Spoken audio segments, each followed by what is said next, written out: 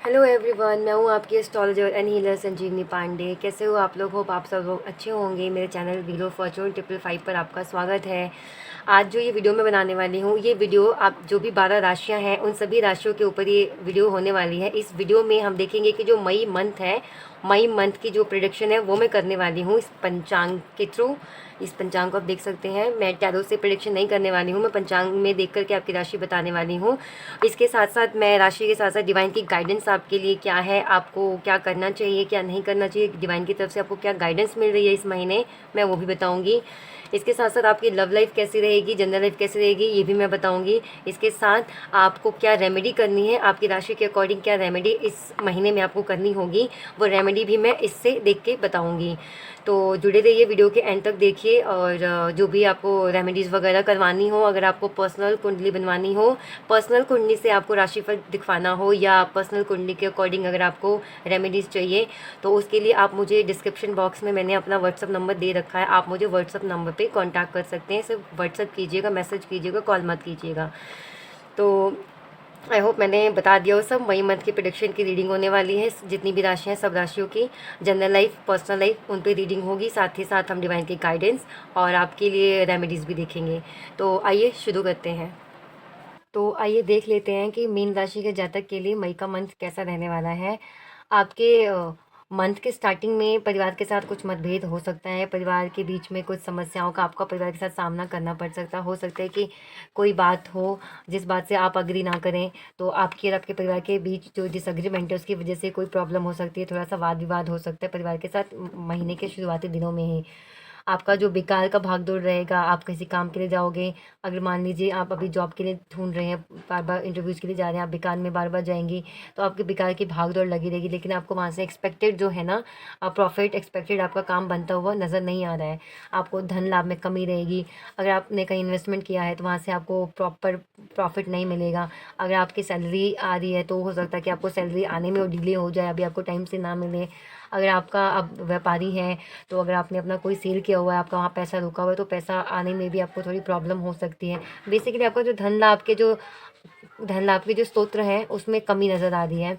फिर भी आपका ये शुरुआत में चलेगा, लेकिन आपके जो थर्ड वीक है इस मंथ का, मई मंथ का थर्ड वीक है, थर्ड वीक के बाद से आपके कुछ बिगड़े हुए कामों में सुधार होगा। जैसे आपका कोई काम है करना चाह रहे हो, अब वही आपकी सैलरी अटकी हुई है वो आ सकती है, आपका कहीं पे पैसा अटका हुआ है वो आपको मिल सकता है।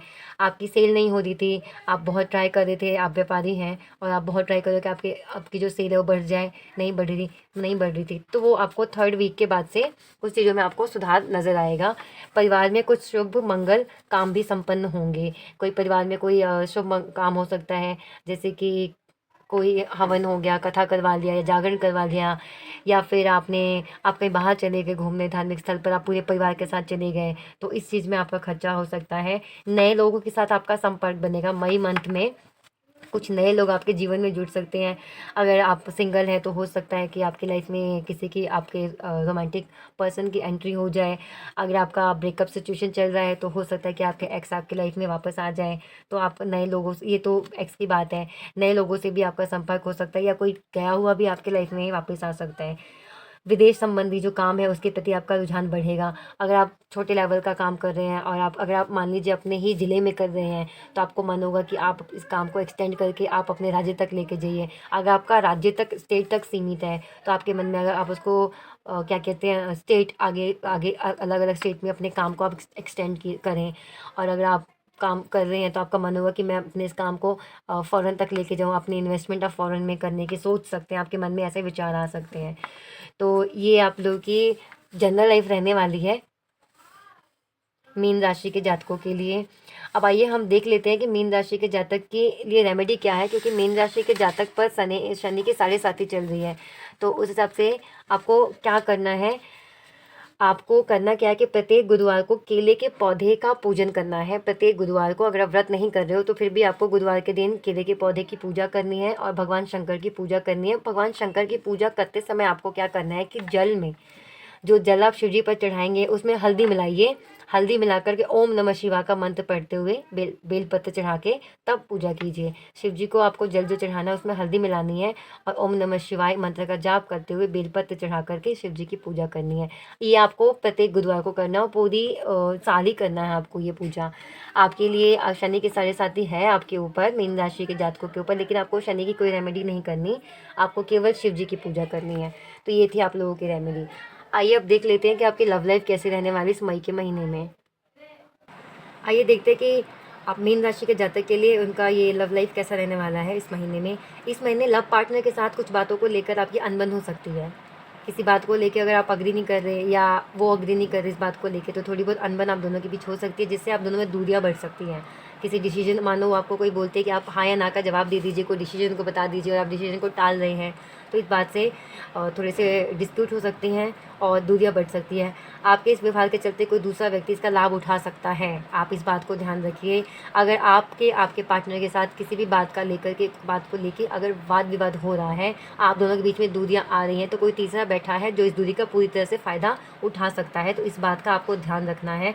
अच्छा समय होगा, आप दोनों के बीच की जो बातचीत है बैठ करके निपटा लीजिए, सुलझा लीजिए और बैठ के इसका हल निकाल लीजिए, बजाय कि आप दूर हो जाएं एक दूसरे से। समस्या का निदान निकाल लीजिए। अपनी जो वाणी है, अपनी जो वॉइस टोन है, अपनी लैंग्वेज है, अपने जो एक्शंस हैं, उस पर पूरा पूरा कंट्रोल रखिए। ऐसी कोई बात मत कीजिए, ऐसा कुछ मत करिए जिससे कि आपके पार्टनर को बुरा लगे और आप दोनों के बीच में दूरियां आ जाए। अगर आपकी कोई गलती है तो उस गलती को एक्सेप्ट कीजिए, उसको सुधारिए। अगर उनकी कोई गलती है तो उसको भी आप एक्सेप्ट कीजिए, उनको गलती सुधारने के लिए कहिए। गलती आपकी है तो माफ़ी मांग लीजिए, गलती अगर उनसे हुई है तो माफ़ कर दीजिए और अपने पार्टनर के इमोशंस का ख्याल रखिए। अदरवाइज़ प्रॉब्लम हो सकती है, कोई तीसरा इस चीज़ का फ़ायदा उठा सकता है। तो इस बात का बेसिकली अच्छे से ध्यान रखिए। आइए देख लेते हैं कि मई के मंथ में जो मीन राशि के जातक हैं उनको ईश्वर की तरफ से क्या संकेत और क्या संदेश मिल रहा है।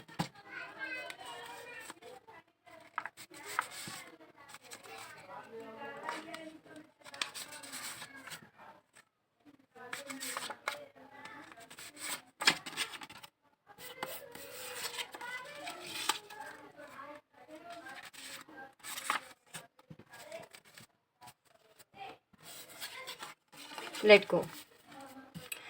ये आपको संकेत मिल रहा है कि अगर आपकी लाइफ में कोई परेशानी चल रही है, कुछ अब वाद विवाद है या कोई झगड़ा चल रहा है, तो सब चीज़ें जो भी नेगेटिविटी है आपकी लाइफ में, चाहे वो आपको करियर लाइफ में है, चाहे वो आपकी पर्सनल लाइफ में, उन सब नेगेटिविटी को लेट गो कर दीजिए।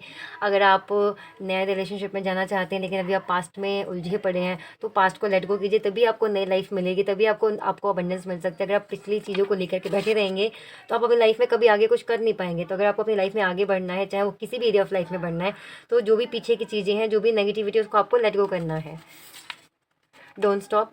आप अगर कोई काम करना चाह रहे हैं, अगर आपके मन में किसी काम को लेके विचार चल रहा है, तो उस विचार को रोकिए मत, उस विचार को सोचिए और उस काम पे आप जा कर के इम्प्लीमेंट भी कीजिए, उस काम को कीजिए, आप रोकिए मत, आपको डेफिनेटली सक्सेस मिलेगी। ये देखिए, ये दोनों मैसेज मुझे आपकी लव लाइफ से रिलेटेड आपको ये संकेत लग रहा है कि अगर आपकी लाइफ में कोई प्रॉब्लम चल रही है तो या तो आप उसको लेट गो कर दीजिए। अगर आपका है कि आपका बहुत ही ख़राब सिचुएशन रहा है, सिचुएशन रही है किसी के साथ, तो उस चीज़ को लेट गो कीजिए। और आप करंट रिलेशनशिप में हैं और आप चाहते हैं कि सब कुछ ठीक हो जाए, तो आप फॉरगिवनेस की जो चीज़ है वो अप्लाई कीजिए। या तो आप माफ़ कर दीजिए या माफ़ी मांग दीजिए, तब आपका जो रिश्ता है वो सुधर जाएगा। और आपका ये डोंट स्टॉप, किसी भी एरिया ऑफ लाइफ में अगर आप हैं, आप कुछ अच्छा करने जा रहे हैं, अच्छा करने की सोच रहे हैं, तो स्टॉप मत कीजिए, आप ये करिए। तो ये थी आप लोगों की डिवाइन गाइडेंस। होपफुली पूरी रीडिंग आपको अच्छी लगी हो। मैंने मीन राशि के जो जातक है उनके लिए रेमेडी भी बताई, उनकी जनरल राशि भी बताई, उनकी लव राशि भी बताई, साथ में मैंने ये डिवाइन की गाइडेंस भी बताई आपको। तो जैसा आपको तीनों में से जो भी गाइडेंस आपको अपने सिचुएशन के अकॉर्डिंग सूटेबल लगा हो वो दीजिए आप। इसके साथ अगर आपको वीडियो अच्छी लगी हो तो आप वीडियो को लाइक कीजिए, कमेंट करके मुझे बताइए कि क्या आपको अच्छा लगा है। आपको अगर पर्सनल रेमेडीज़ चाहिए, अगर आपको पर्सनल कुंडली बनवानी है, अपनी पर्सनल कुंडली के अकॉर्डिंग आपको अगर अपना राशिफल जानना है और रेमेडी जाननी है, तो मेरा कॉन्टैक्ट नंबर गिवन है डिस्क्रिप्शन में, आप वहाँ जाइए, वहाँ से मुझे कॉन्टैक्ट कीजिए। इसके अलावा अगर आपकी लाइफ में कोई प्रॉब्लम चल रही है, रिलेशनशिप में कोई प्रॉब्लम चल रही है, तो उसके लिए मैं रिचुअल्स करती हूँ, तो आप उस रिचुअल्स के लिए मुझे कॉन्टैक्ट कर सकते हैं। और होपफुली आपका ये मंथ, मैं प्रे करती हूँ आपका मंथ अच्छा जाए, अच्छा रहे, आप भी अच्छा सोचिए, पॉजिटिव रहिए। और इस वीडियो को किसी एक मीन राशि के जातक से शेयर कीजिए ताकि उनको भी ये गाइडेंस मिल सके, उनको भी पता चल सके कि उनके मंथ में क्या होने वाला है मई के महीने में। तो ठीक है, फिर आपको रीडिंग अच्छी लगी हो तो होपफुली अच्छी लगी हो आपको। Thank you for watching and ऐसे मुझे सपोर्ट करते रहिए।